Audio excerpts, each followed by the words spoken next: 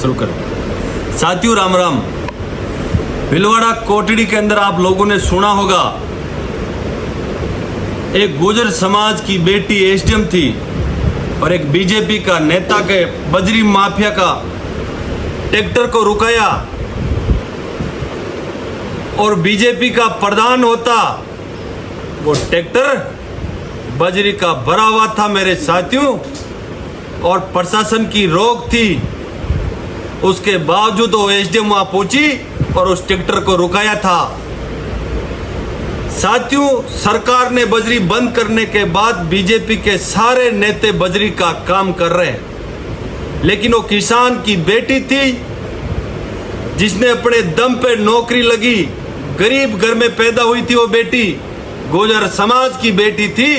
भजनलाल सरकार पूरी की पूरी बजरी माफिया के चरणों में नमन और मस्त हो रही है। मैं कह देना चाहता हूं बजरी माफिया को और भजनलाल सरकार को मैं चेताना चाहता हूं कि भजनलाल सरकार, आप बजरी माफिया के लिए इतनी मस्त हो रही है, इसका मतलब आपके बहुत सारा मोटा पैसा आ रहा है, इसलिए आप उस गरीब किसान की बेटी को एसडीएम से तहसीलदार बना देते हो। ये दुर्भाग्य साथियों राजस्थान का। पूरी की पूरी सरकार बजरी माफियाओं के चरणों में मस्त पड़ी है। अधिकारी सो रहे और गरीब किसान की बेटी आई तो उसको हटा दिया। ये इतिहास में पहली बार हुआ साथियों, जो एसडीएम से तहसीलदार बना दिया उस गरीब किसान की बेटी को। और मैं भीलवाड़ा के 7-8 लाख गुर्जरों से निवेदन कर रहा हूं, अपील कर रहा हूं कि तुम्हारी रगों में खून खत्म हो गया क्या? अरे रोड पे आओ, सड़कों पे आओ, भजनलाल की आंखें खोलो। भजनलाल जी तो सोच लिया कि हम तो परमानेंट मुख्यमंत्री बन गए। भजनलाल जी, राजस्थान की जनता है, आपको पता है कि आप 5-4 साल पहले क्या करते थे, वापिस वही करते फिरोगे राजस्थान में। मैं आपसे निवेदन कर रहा हूं कि उस गरीब किसान की बेटी के साथ अन्याय नहीं होना चाहिए।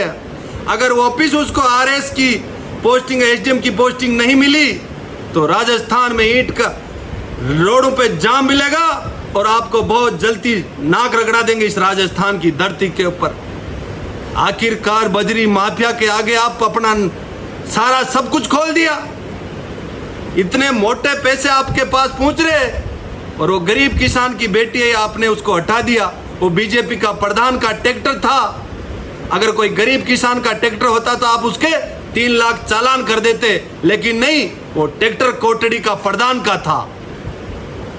मैं भजनलाल सरकार को चेतावनी देता हूं, अगर आने वाले समय में उस बेटी के साथ न्याय नहीं किया तो भजनलाल जी कुर्सी नहीं बचेगी आपकी।